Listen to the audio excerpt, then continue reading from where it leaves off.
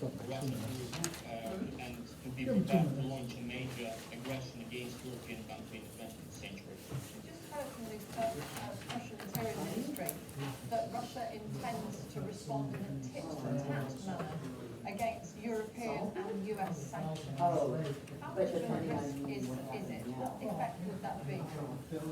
Well, I can imagine the situation how Russia can respond tit for tat, so I mean symmetrically. So it's very difficult to envision the situation for our economy of $1.7 trillion can somehow inflict a major damage on a NATO alliance, which in total has approximately 50 trillions of dollars of the economy. I would say they would try some asymmetrical things that, for instance, blocking of the Russian access to the accounts in the Western banks. They might try cyber attacks, for instance. But for me, it's very difficult to envision how they respond symmetrically. Everybody backed up their computers. So they can threaten to withdraw the flow of gas, the flow of oil, but damage them. If you got sensitive stuff on your computer, you better back it up. 'Cause we're about to enter a cyber warfare like we've never seen. Economic leverage is a problem of the West, not of the Russian usage. tell them why. Why, what, they know why. That's why. Institute for Strategic Studies with Because Russia is cyber hacking kings, and that's their way to fight the West without bombs for now, is cyber warfare. Shutting down the grid, shutting down the financial system, causing chaos, financial education institutions. So the warning is out to everybody to ensure businesses right now to ensure that everything is backed up, because it's about to go dark. So today, probably not, but soon. Not good. Why would they go after us? I can't get it. That's such a long story. We've had Soviet Union, Russia, and us. It goes back hundreds of years. I mean, I understand that the Cold War. They're going after us because we supplied Ukraine with all the weapons they're using. And we are rallying the world to stop what's happening. That's why they're going after us.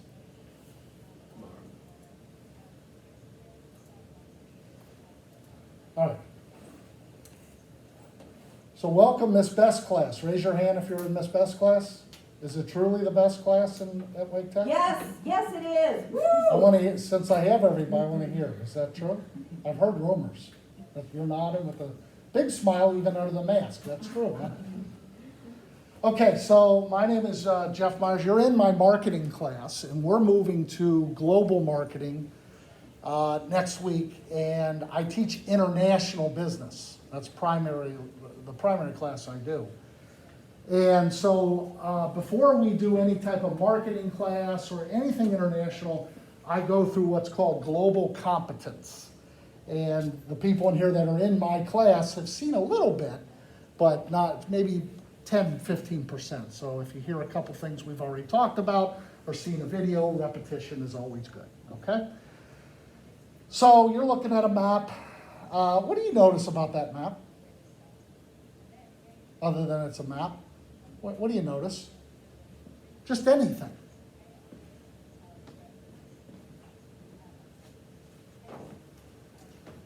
We don't notice anything? It's complex. I know, it must be. How do I turn the BBC off? I can hear that in the background.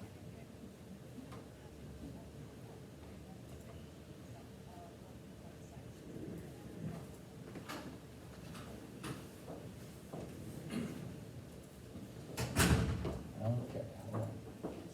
All right, so what do you notice about the map? It's flat. Is the world flat? No. I don't want to do that. Yeah.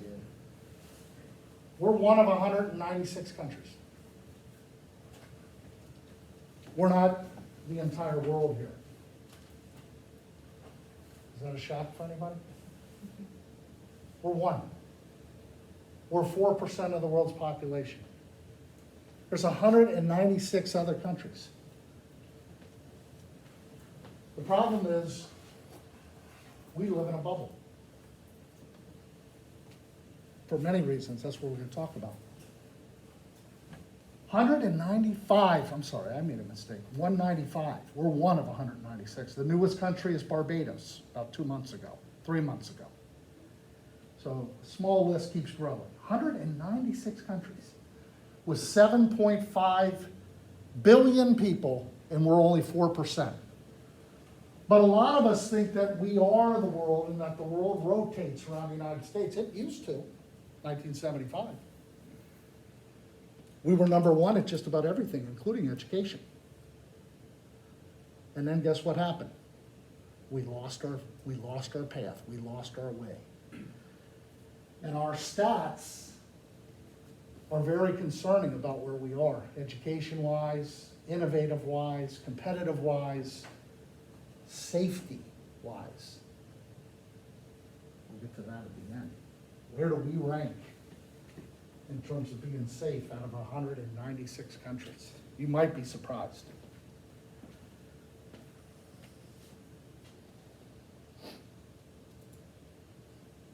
Ethnocentricity. I'm going to just play a 2-minute. I'm going to ask you a question. This video is on 13 Sudan boys that came here from Sudan in Africa for 1 year to live with families.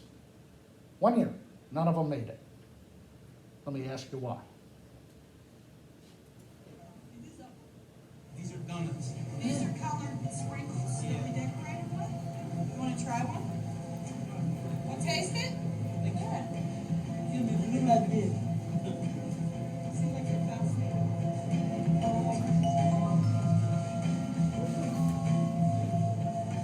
Never. That is Santa Claus. The Santa Claus. And how does it connect it with the birth of Jesus Christ? I think many of us have so many questions to ask, but I think we have few people to answer them.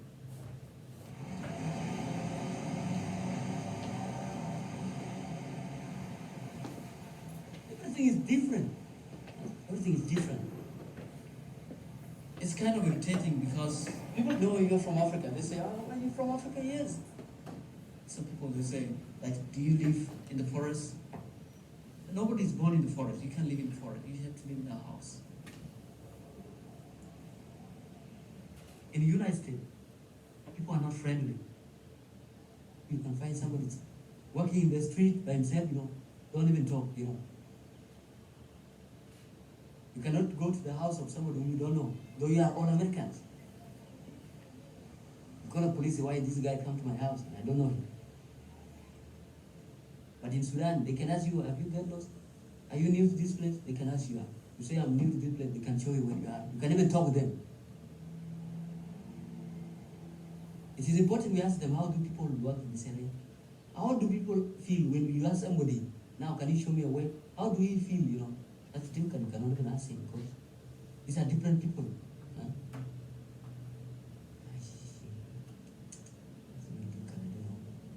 How are we going to be acquainted with this life? It's a great shame, actually. Great shame. A guy and his friends went back to Africa because it was a great shame. Here.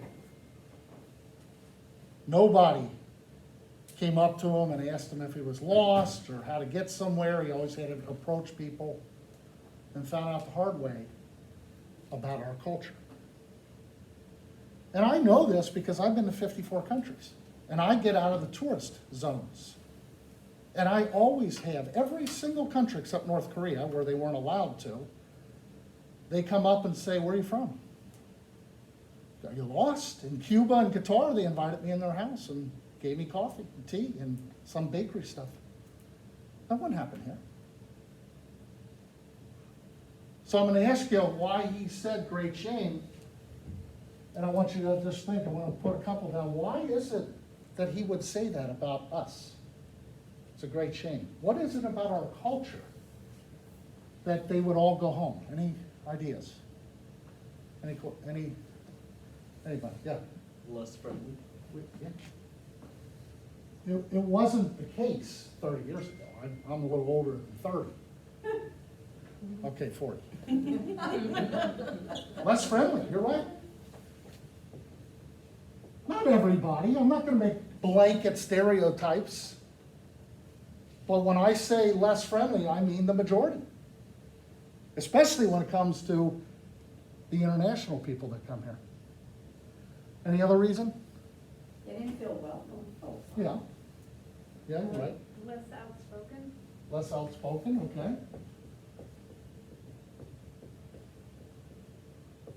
Anything else? One more? Why he would say it's a great shame? I don't know if this has to do with being less friendly, but Yeah. maybe they're too prideful. Them? No, we are. Okay, You know what I mean? Yeah, I know what you mean. It's something that's called ethnocentricity. We're going to get to that in a minute. That's the main word for this session. Pride, which is different than ethnocentricity. I know what you were thinking, but it is different. Pride is good. Ethnocentricity is really bad.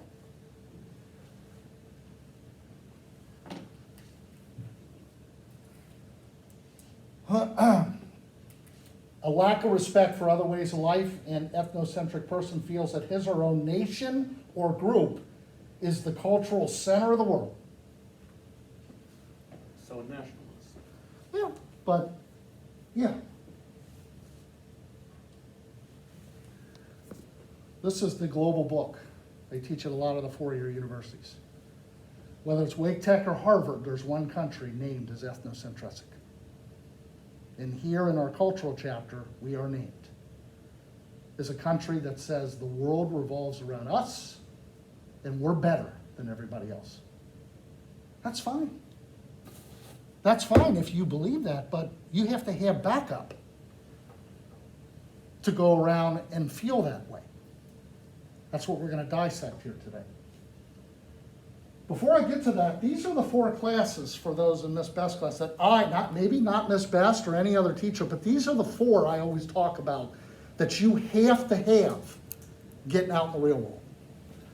Personal finance, a sales communication class, consumer behavior, and global.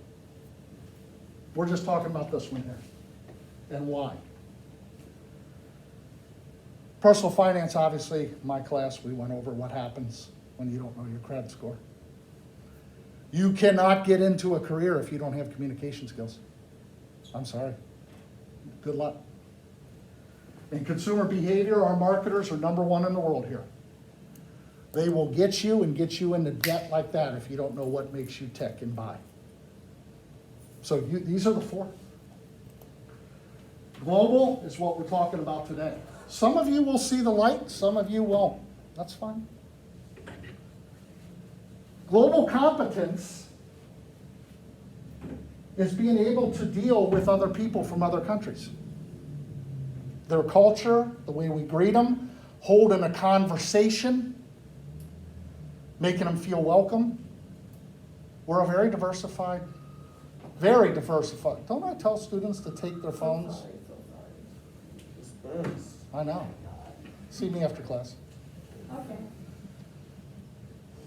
Global competence is something that you're going to start seeing over and over and over. Matter of fact, at interviews, they're going to ask you, are you globally competent? Because you're going to be interviewing with people from around the world. I mean, we are diverse. RTP is 147 now global corporations.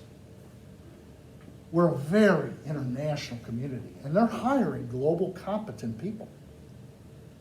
People who know where China is. People who can name 5 or 6 cities in China. People who know how to greet in Taiwanese or Thai. People that can speak German. And we are not prepared. And that's why we have lost our competitive edge, because we're not being taught. We're in a bubble. So to be global competent, these are what we have to look at. We have to know geography, we have to know culture, we have to know language, we have to be up on the news. People that have money know what's going on in the world. Your boss, who owns the company, knows the conflict that just happened last night. He knows or she knows what's going on. And when they ask you, hey, what did you think? And you go, huh? Perceptions happen, and our perception is our reality. And obviously a skill. A skill is sales, a skill is accounting, a skill is management, a skill is a heating and air guy, a skill is a plumber, a skill is someone that speaks a foreign language. Marketing by itself is not a skill. Business administration is not a skill. So you gotta have all these. But the first step is getting rid of ethnocentricity. This is a bad word. My culture's better than yours. Okay. That's what they say the majority of us in here feel. So tell me, what's our culture? It's so good, it beats the Germans, it beats the Japanese, it beats the Canadians. Why? Why are we so good?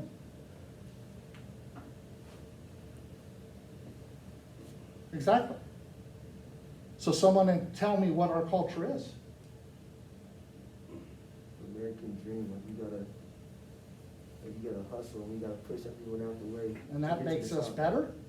Well, I'm not saying it does. Well, I know, I'm but saying- yeah, okay, you're describing it. Yeah. The American dream.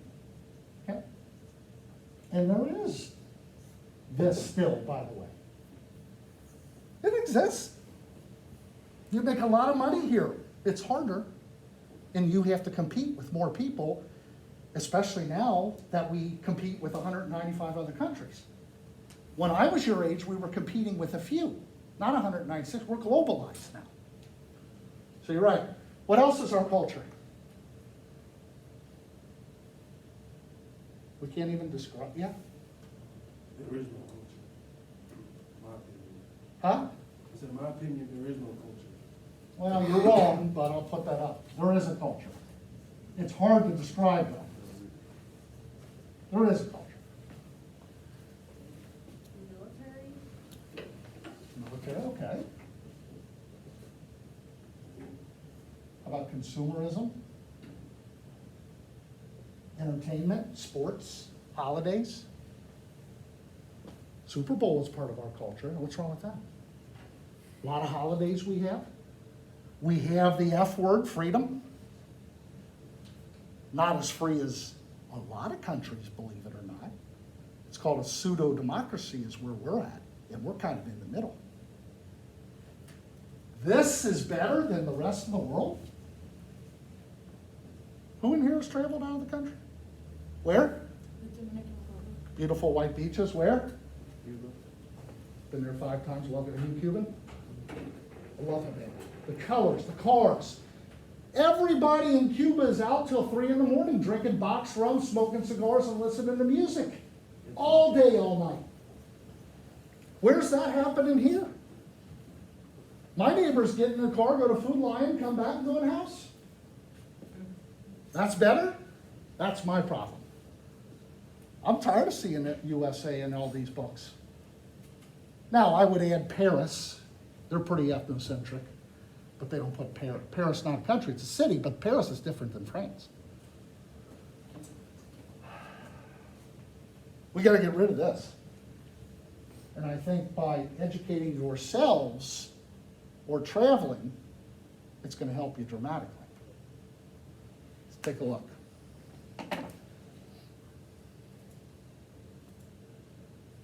If you grew up in New York or Los Angeles or Chicago and you think that where you live is the center of the world or the most modern or the wealthiest or the most sophisticated, Shanghai is going to be a real rude slap in the face.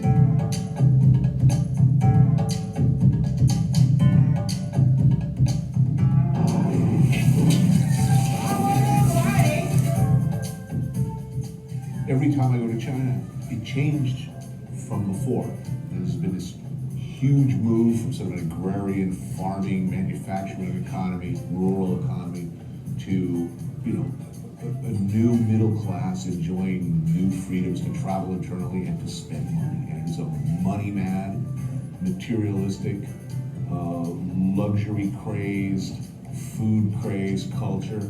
And levels of luxury and the technological sophistication that makes me, a New Yorker, feel like I live in a third world country at times. China is a country that's changing, faster than any country in history.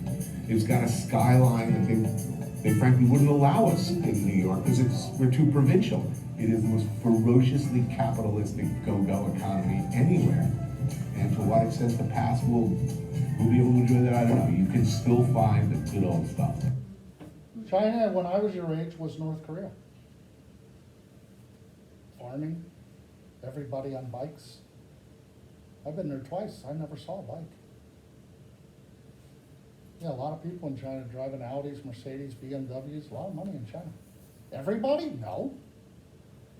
But boy, has it changed, and we don't even know anything about China. I don't mean you guys, I don't know any of you. I'm talking about college students, parents, grandparents. We never see that on the news. Mexico City.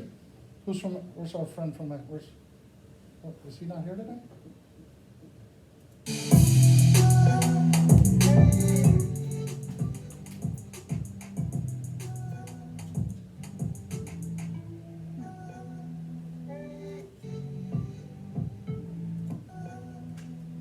I'm in Mexico City where everybody says you'll be killed. I went 4 years ago for 5 days, walked Mexico City, didn't think a thing of it. Eating the spicy guacamole, which I thought was guacamole. It wasn't, it was the hottest jalapeno stuff. I almost died. Because I didn't ask, I thought it was guacamole. I put a ton on there, I was hungry. But I got back from Mexico City, even my parents said, thank God you made it. What? Made what? It's changed. It used to be dangerous. But we don't know that. Ukraine. Doesn't look like everybody's in bread lines anymore from the Soviet Union and everybody's starving and it's communist. So let Russia take them.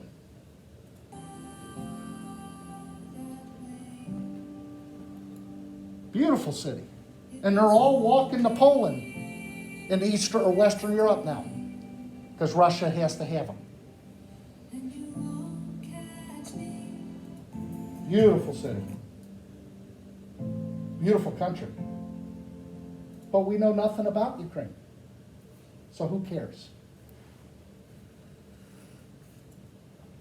Wuhan, where COVID started. It's all wet markets, isn't it?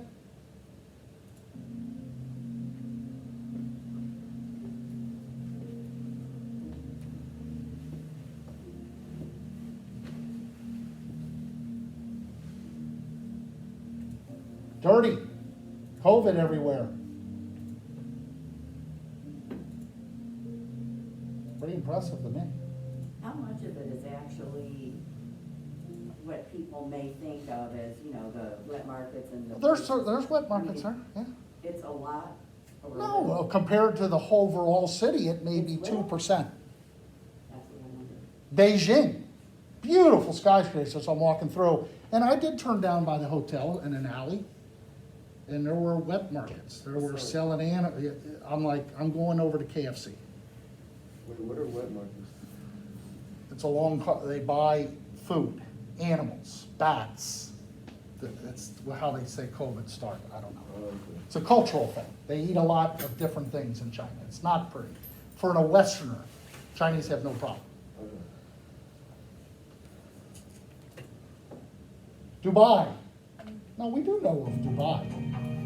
You guys went there, right? Yeah. I mean, it's like another planet. And I go to New York City like the month after with a group from our international club, and people were like, oh, Times Square. The entire city is Times Square. But we're better. We have it all. Dubai is unbelievable.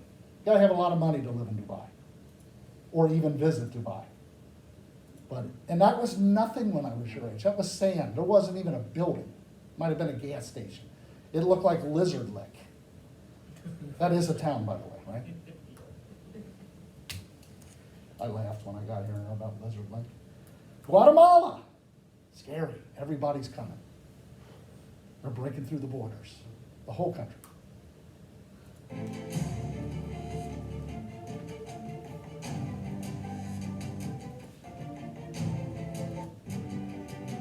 Beautiful. Was just there.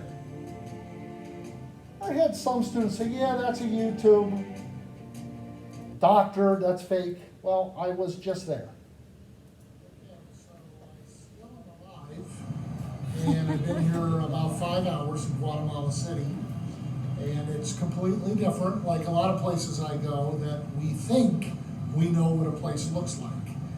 And I'm gonna pan around and show you what at least one part of Guatemala City looks like, even though I know there are bad parts. I flew over them coming in. I just wanna pan through and kind of show you what a zone in Guatemala City looks like, with all the hustle and bustle, big buildings, nice hotels, fast food, grocery stores. Wonder if we've seen that on the news.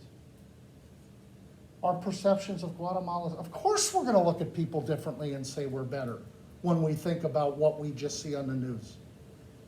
Of course we are. We're better. I'm not interested then in learning about the world or taking a foreign language. Why? Why should I? We have it all here, baby. It's not the case. It's far from it. Nairobi, Africa. Boy, has Africa changed. Good music, isn't it? This is in Africa. One of many, many cities in Africa that look like any Western and above, thanks to the help of China. China's built up the world. Africa owes China, and China knows it. It's part of their Beltway initiative, a trade route that will dominate global trade in the next 5 years. We've left Africa alone. 1 billion people in Africa, 54 countries are all allegiant to Xi Jinping now in China. Qatar, the world's richest country. I took Wake Tech in 2014. We got a lot of people interested to go because the trip was so cheap. One of the Peace, we did a joint trip with William Peace, and one of the alums, either she made it big or married a sheik. But she said, anybody that goes on that trip, Jeff, I'll pay half.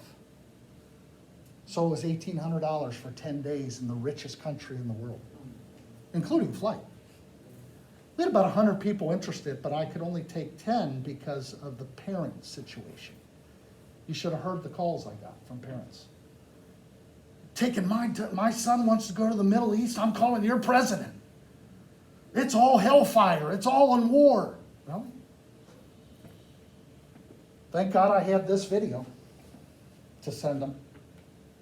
Anywhere else? I think Americans are going to be shocked about a few things here. That there are no taxes, that electricity is free, healthcare is free, education is free. Sounds like a paradise. Well, I welcome you in this paradise. The Emir's paradise is rising from the sands along the western edge of the Arabian Gulf. In Doha, Qatar's capital, entire new neighborhoods have been built on land reclaimed from the sea. And the buildings have one thing in common: bling. Doha's skyline looks like it was designed by architects who didn't talk to each other, didn't like each other, and engaged in experiments they could never get away with at home. And a Qatari can live anywhere without ever leaving home. A virtual Venice is around the corner, Rodeo Drive is down the block, and there are world-class restaurants in the ancient Arab souk, which was built 5 years ago. Fahad Al-Attiyah, one of the royal family's army of advisors, took us for a drive. You were born here? Yes, born in Qatar. There wasn't any of this? There wasn't, yes. Nothing. How far back do you have to go? Your grandfather or your great-grandfather lived in tents? My father. Your father lived in a tent? Yes. The amazing thing, it is my father's generation that transitioned from living in a tent to living in an urban environment, from commuting in a camel to commuting in a 747. And that transition within such a short period of time is astonishing. The work is being done by a million-man army of immigrants. 94% of Qatar's labor force is foreign. Filipinos, Indians, Nepalese mainly. creating a home for a mere 250,000 Qataris. Paying for it? No problem. Qatar sits on top of the third largest natural gas reserves on the planet. A new plant called the Pearl turns those reserves into liquid fuels. It cost $18 billion and took 5 years to build. It is the largest, most sophisticated plant of its kind, and a centerpiece of the Emir's strategy to keep Qatar rich. When we ran into him at its inauguration, he seemed genuinely proud. Well, congratulations, now you've got the biggest plant in the world. Oh, that's great. I'm happy that they finished it. On time, too. Time is a precious commodity here. Everything's happening at once. They're finishing a new hospital. The Qataris say will be one of the most advanced in the world. There's a new concert hall with a new symphony orchestra. The Emir imported the musicians. 6 American universities have built campuses here, offering American degrees in the heart of the Middle East. The Museum of Islamic Art, with a $1 billion collection, opened last year. Admission, of course, is free. Everything is free, and that become like a part of our culture. Sheikh Hamad bin Jassim is Qatar's prime minister. Even when the people died, they would take care of them. Free funerals. Yes. From cradle to grave. Yes. Everything's Yes. taken care of. That's we can make a logo. This is a pretty good place to live. Yes, we are living in good environment. Were our cultures better than that? I don't think so, but I've been there. Did he say 250,000 people is all? That's it. That's it? That's it. So they take care of every single one That's free. from the day they're born? Yeah, they have free everything. Wow. Canada has free health care.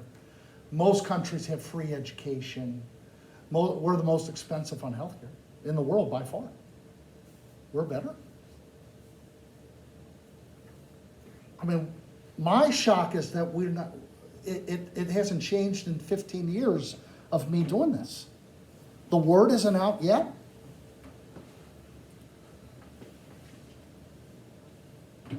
Brazil's a little closer. We've heard of Brazil. It's a BRIC country. Brazil, Russia, India, and China. But we don't know anything about Brazil. How do most Americans see Brazil?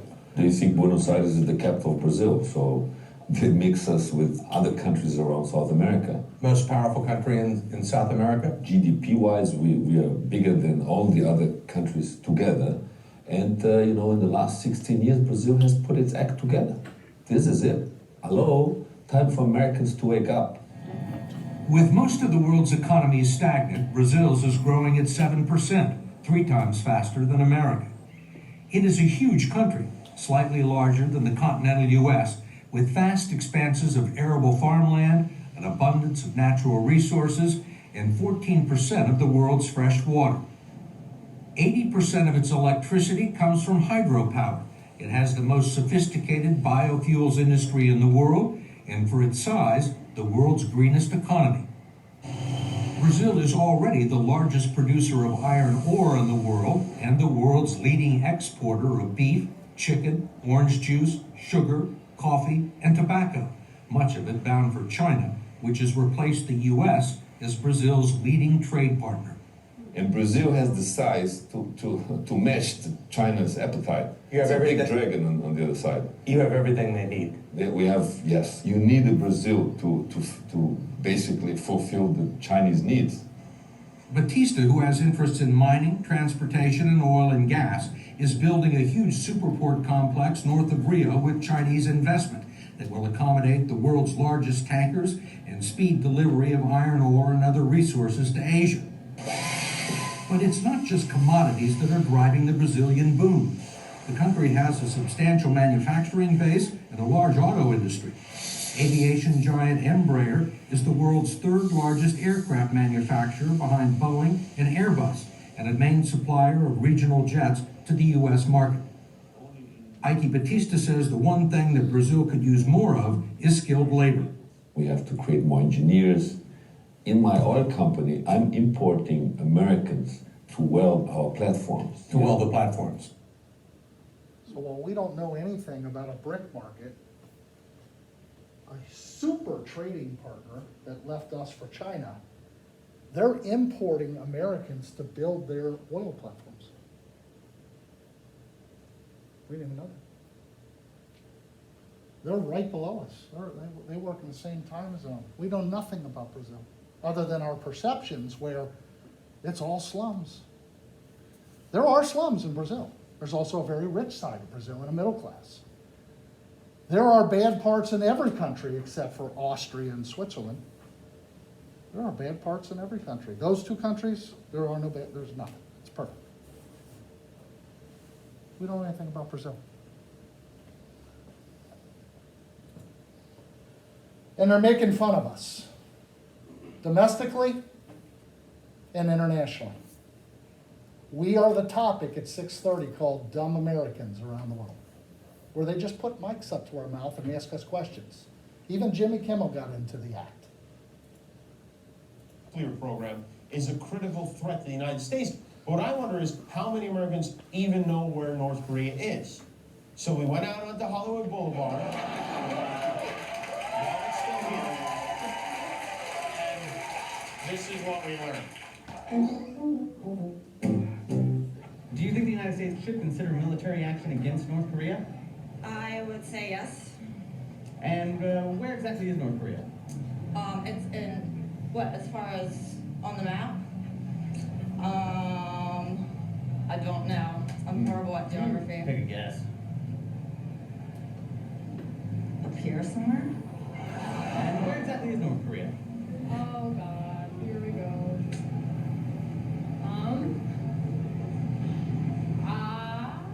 I'm gonna guess somewhere near here. And it's the Middle East. Yeah, so no. I think it's up top. I don't know.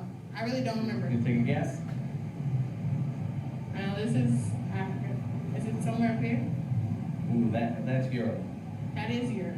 You know, I'm really good at geography, but this is very embarrassing because I don't even remember where North Korea is. Excuse my language. Take a guess. Take a guess. Somewhere around here. Should we consider military action?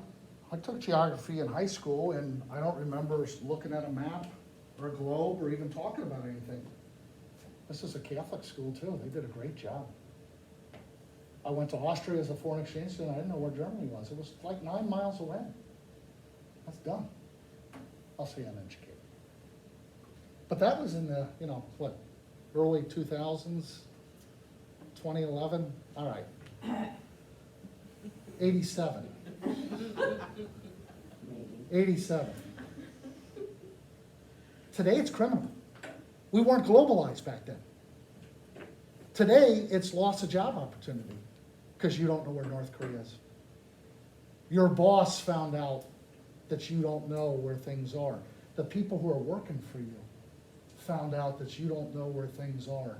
Your cohorts from China and Vietnam and Germany and Brazil found out you don't have a clue. And remember, your perception is your reality of people.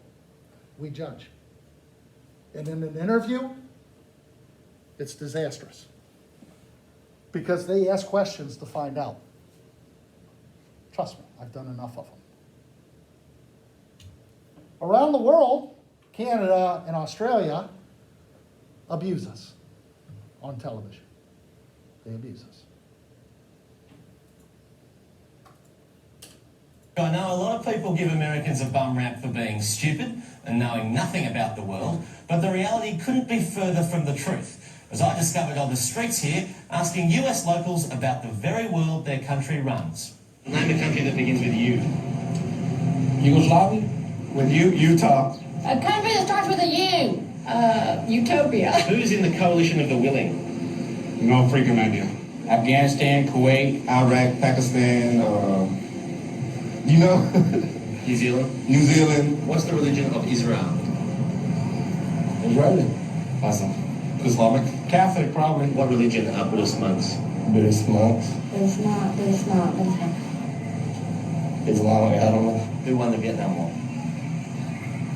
We did. Who Wait, were we even in the Vietnam War? Okay, good. Who's Fidel Castro? A singer. people, I'm sure, that were answering, they don't show those. There were some, but very few. We have done that in international. We've asked people in the parking lot. We've gone over by building D and asked these same questions. It was just as bad.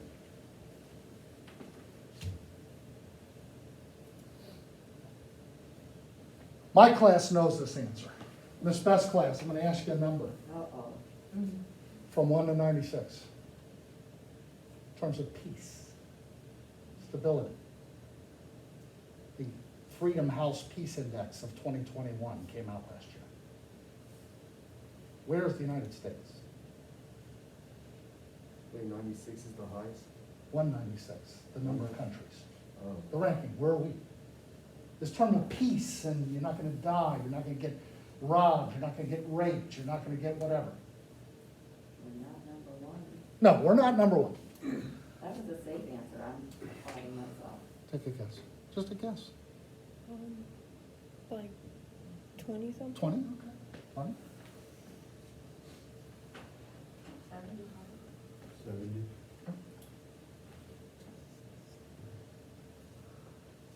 Did you guess? 14. 14? Yeah. Plus you're going to stay with 96. Nah.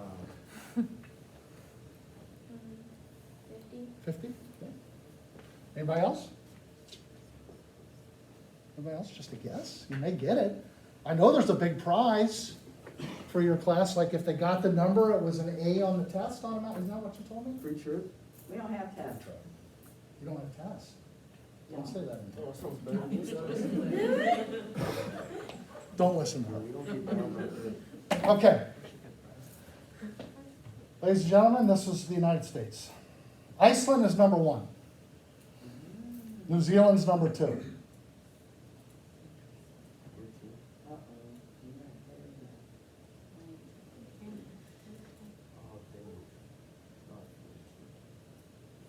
Oh, heck no. Oops. Thank goodness no. Oh my God. We were 122nd in the world. 121 countries out there. On that map you saw, you're a lot safer. What does that include? Just out of curiosity. About 50 different determinants of crime, disease, poverty, government authoritative takeover, war. Many, many things go into the Freedom Index for safety. Muggings, shootings in school, shootings in the subway, Asian hate in New York, all this stuff. We're a very dangerous country. Guns, we're very dangerous. That's why It was 86 5 years ago. I mean, I really wish there was a line that I knew we were staying, but I'm not confident on that. Not from where I come back from. I feel so much safer walking a city by myself outside of this country. And I'm not anti-American, I just have very, very big concerns. Because I've seen it and I compare. I see this area so different than you. It's a big concern.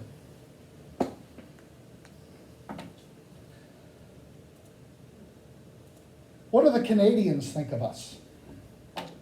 Being uneducated, being ethnocentricity? Well, this is kind of tough to watch. Our friends in Canada. We can think about national identity as having... Those others are the subject of Tracy Rainey's Canadian Studies class today. We need to build up a national identity. On average, Canadians are more likely to say that they would rather be a citizen of Canada than any other country. That the world would be a better place if more citizens were like Canadians were. That we are, in some respects, superior to Americans.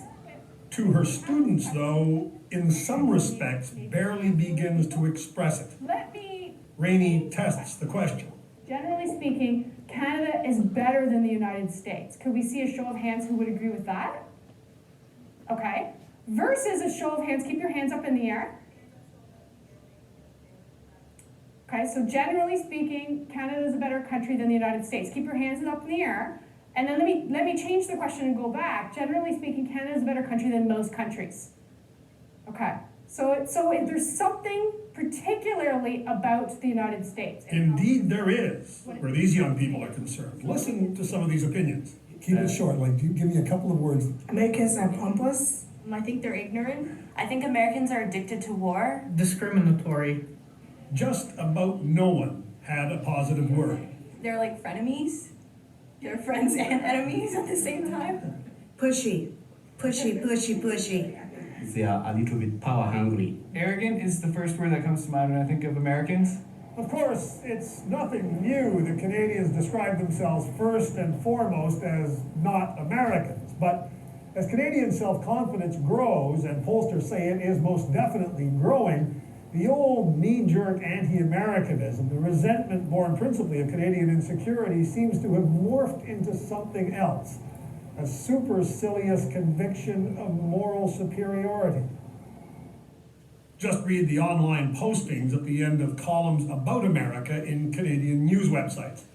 A few recent excerpts from the CBC's site.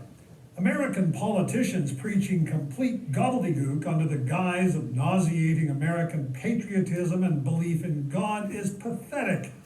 That drew 273 thumbs-up approvals from readers. Or, the United States is the most backward country in the developed world. 240 thumbs up. Or, the collective citizens of the U.S. are as dumb as bricks. And so on. Pollster Michael Adams has studied such attitudes in depth. Well, 5 years ago, Neil, I would have said we would feel morally superior. We're the kinder, gentler society. We're multicultural. We have health care.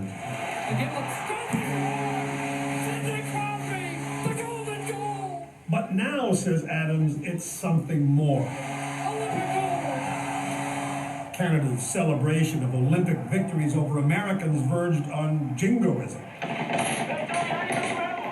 And the mission in Afghanistan, says Adams, has Canadians feeling they are pound for pound better war fighters than the Americans too. Oh, and unlike them, we can mock ourselves. We're confident enough to make fun of ourselves, and in that sense, we feel superior because we then are even more ironic. It's like being the smart kid who feels smarter than her little brother who doesn't get it. Well, we feel like the smart older sister who gets it. Talking to America! Nothing distills that notion like Rick Mercer's famous Talking to Americans skits. Essentially, Mercer exploits the American eagerness to engage with strangers, no matter how silly the topic. I had no idea that Canada's on 20-hour clock. But it's actually the same amount of time, but just our minutes are longer. Okay. By American standards. Well, I think it should be switched. Yeah. Canada, please move to the 24-hour clock. Hi, I'm Governor Tom Vilsack from Iowa. Canada, congratulations on your new 24-hour clock. Oh my God. This has been going on for 30 years. Canada and Australia are the worst. Germany does it, England, Canada. Our friends in Canada are the worst. Mercer was unbelievable. So, we got to get rid of this. And the only way to get rid of this, again, is for you to do your own research, because apparently we're not getting it. And for you to get out and see for yourself, because a lot of people with the whole fake news stuff say can't be. Remember, we perceive what we want to believe. So if you know anything globally, your competition here is weak. That's good news for you. If you speak another language, you make a lot of money. You can get that job. If you know cultural traits and do just one little thing, because our expectations are very low from the rest of the world. You're an American that greeted me the right way. You automatically get the deal. You get the relationship. Your competition is weak. This isn't hard. That's the good news here. We got to understand culture is critical. That's the fun part for me. The greetings, the distance, the body space, the food, the slurping in Japan. There's no lateness in Germany. It doesn't exist. Where in Colombia, if you show up at 6 o'clock, when they said show up at 6, you've offended them. In India, you show up on time. They don't have to. In Japan, if you get a hole in one, anybody know what you have to do? If you're playing with Japanese people and you get a hole in one, or in Japan, Any golfers in here at all? Golfing? No? You have to buy, Here, if you get a hole in one, what do? buy around. You buy a round. Well, you win, well, not always. You buy a round of drinks. In Japan, you have to buy everybody expensive golf equipment. So I'm gonna turn to the side. You know, the number 4 in Japan is taboo, like number 13 here. You don't give a watch in China to people as a gift because it reminds them they're getting older. Okay? So many things. You have a business dinner in Rome, you better not eat for 2 days before that dinner because you get 7-course meals. And if you don't finish your plate, the chef will come out and harass you at the restaurant. All right? In France, you can be late for anything except restaurants. They'll spit in your food. They take culinary very serious. That happened to us. I don't know about spitting in the food, but you talk about rude. We were late by 45 minutes, a group of 18. Why? Because I made a mistake. I couldn't find, it was a franchise, so I got lost and I went up to a French lady across the street and I said, do you know where this is? And I yelled it. Why was I yelling? She doesn't understand English any better if I yell. That's what we do. And so she pointed at a location or gave me directions 45 minutes the other way. And I told our tour guide, what happened? I said, I asked this lady, oh, how did you ask her? And I said, can you help me? I yelled at him. He goes, why is your voice so high? Here's how you deal with the French. Excuse me, I'm from the United States. I never learned a beautiful language. I wish I did. I don't speak English. Can you help me find this? You know, it goes back to that old kind of a joke. How do you tell an American abroad? It's real easy. This isn't a joke, but it sounds like a joke. How do you spot an American abroad? Yeah, you were getting it, yeah. One is, yeah, they're loud. They always have baseball cap on. The fanny pack, yeah, you got the fanny pack. That's a good one too. The Hawaiian shirt. The Hawaiian shirt. Have you traveled? My dad is a stereotypical guy, yeah. Yeah. You have the passport holders outside your shirt, you're walking, it's swinging back and forth. The camera is swinging back and forth. We got those white Bermuda shorts with the white socks. Oh, no. But, oh yeah. Oh, no. But the number one reason is, you speak English? I always can find my group when we're around the world. Oh, they're over there. It's so loud. Other cultures don't do this.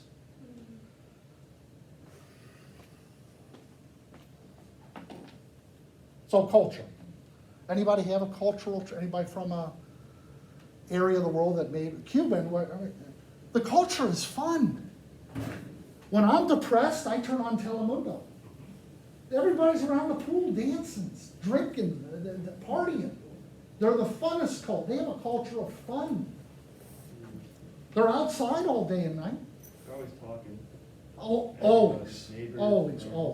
And I mean at 2 in the morning, 3 in the morning, outside. It doesn't happen here.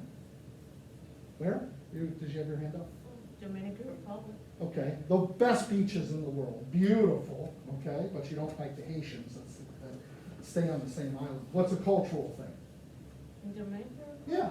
Well, food. Okay, I mean, great you food. can't, there's food you can't find here. Right. And you don't buy canned food at Food Line, probably, from the New York. No, It's that's fresh. not the same, no. Of course not. Nope. People have actually meals that last an hour with the family outside of this country. That stopped here in the 80s. Where? My parents are from the Middle East. Where? Lebanon. Oh, Lebanon's beautiful. Beirut? Yeah. So Lebanon, you can go skiing and you can go to the beach within an hour. It's beautiful, beautiful. It's the Paris of the Middle East, they call it. Now, you say by Beirut to Miss Best and I, we think of bombings and terrorist attacks. Well, it changed. I haven't been there since I was 8, so I can't tell you. They have a very bad economy right now, but it is beautiful, the people are great, and they only talk politics all day. And they know their politics. We don't, we just talk. Culture's fun, you gotta learn it. You know, I go over to Asia a lot. I get off the plane, there's always Americans getting off the plane, meeting their Thai hosts for the first time, and they do this. Nice to meet you. And the Thai people go, I'm not Japanese. Not everybody in Asia does this. Thai is this, India is this, China's this, Korea is grabbing the elbow in this. Every country is as different in Asia as we are from Canada, Mexico, and other countries. But no, it's Asians. We stereotype because no one has forced us or motivated us on what's really out there. And I can tell you, you look at international as a career or a hobby, life is interesting. Life is really interesting. So culture, geography, we gotta know it. Because you can't put things together in marketing or any other topic if you don't know where Ukraine is. You can't see the scope of what happened last night with the size of Russia and what Eastern Europe looks like and the size of Ukraine and the possibilities of where if you don't know geography, it doesn't connect even if you are interested. That's the problem. And we don't know geography because no one teaches it, but other countries do. All other countries do, but us. Same thing with news. I'm so sick of hearing fake news. That's what I heard about Ukraine and Russia. Oh, it's not gonna, okay, all right. Well, I think my class heard me say it's gonna happen. BBC is not fake news. Facebook is fake news. CNN and Fox are entertainment channels for ratings. They have a panel of people who make millions and millions of dollars by saying whatever they want about somebody else. That's fake news. But we're not interested in news for a couple reasons. One, we think it's fake, and two, we're ethnocentricity. Who cares? Yeah, we're better. I don't need to worry about it. So what is taught today? I'm just curious. I don't know. Was just asking Ryan, but it's like when in the 70s, when I was in high school, they had this new experiment. The 1970s or 18? 17. Okay. Yeah. They had this experimental thing where they taught you what was going on around the world in various time periods. Yeah. We never had like geography all No. together. Right. But it's been so long. Does anybody get that? I mean, they don't teach. Is there anything in K through 12, junior high or high school curious. that is even remotely connected to international in this class? We have a lot of different schools, I'm sure. Really? Back when I lived in Arizona, the teacher would have us, every Friday she would have us go in the news, write a story, and talk to the entire class.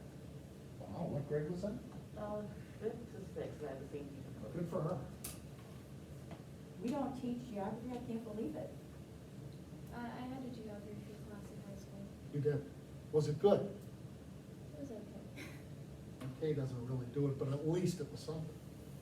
I had to learn geography before I traveled. Where'd you travel to? To Japan? Yeah. Oh, we talked about that Yeah. before. Japan is perfect. The culture is, everything's perfect, everything's clean, everything's organized, everything's safe. The food's incredible. You can picture that culture, but can you picture ours? That's the problem. We can't picture it, and yet we still think we're better than everybody?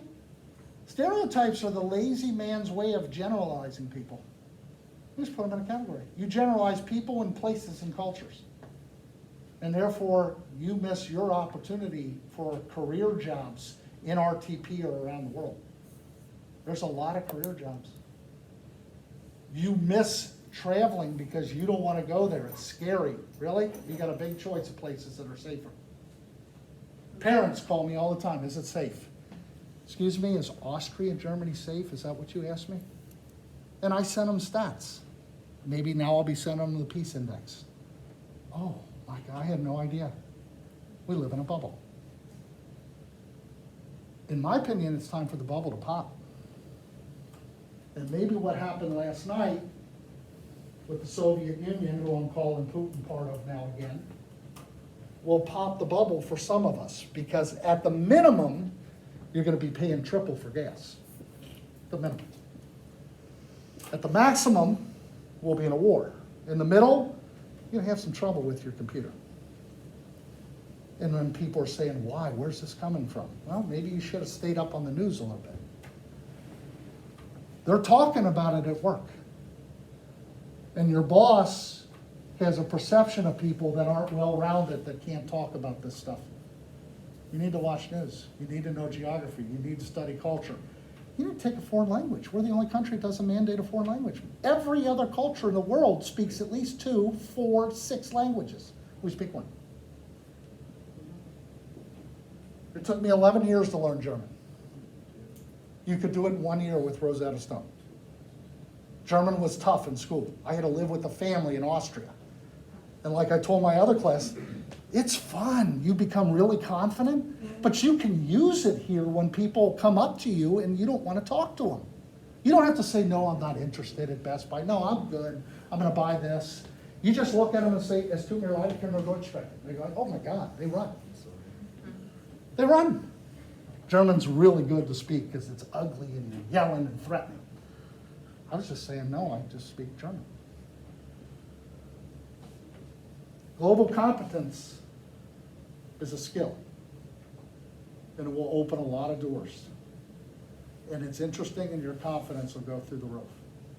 And this is a term, just like Wake Tech's new big term called diversity and inclusion. The new mandate that's out with colleges on diversity and inclusion, this is just one step up. This is diversity and inclusion, but it's above and beyond our 4 subcultures in this country. It tackles the 195 others. This stuff you need to know. If you know this stuff, you know consumer behavior, what makes you tick, you know personal finance, critical. I can't even tell you why. I need 2 hours. And communication, you got a pretty good chance. Because it's become a very competitive world now. A lot more than when I was in college. Any questions, comments? What? Take a picture of the board, Oh, good. not you.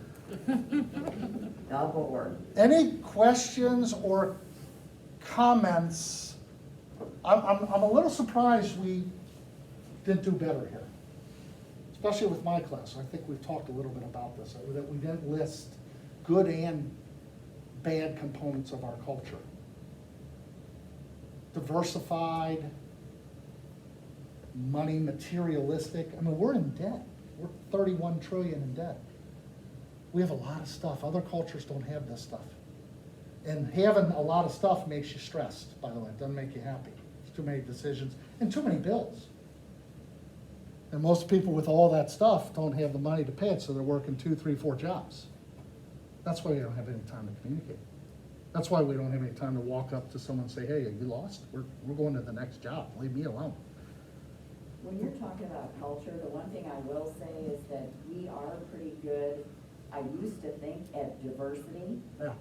But diversity meaning people were trying to get mixes of, you know, to reflect the markets they serve and everything, but they didn't make people feel included. No, they And I think mandated it. Yeah, it was a quota, No, not a quotas life don't work. choice or a business choice. And I think it's great when you learn diversity, you Yeah. understand it's nothing without inclusion. Yeah, and I think it's kind of changed where we're having, I don't want to get into that. It's too much of a discussion. Okay. Good comment. Anybody else? Comments? Take these classes. He Stay up. happens to teach them all. No. Oh, that's true.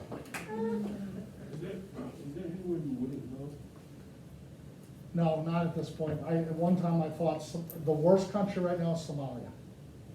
But Drew Binsky, a guy I follow on YouTube, he's been to Somalia many times.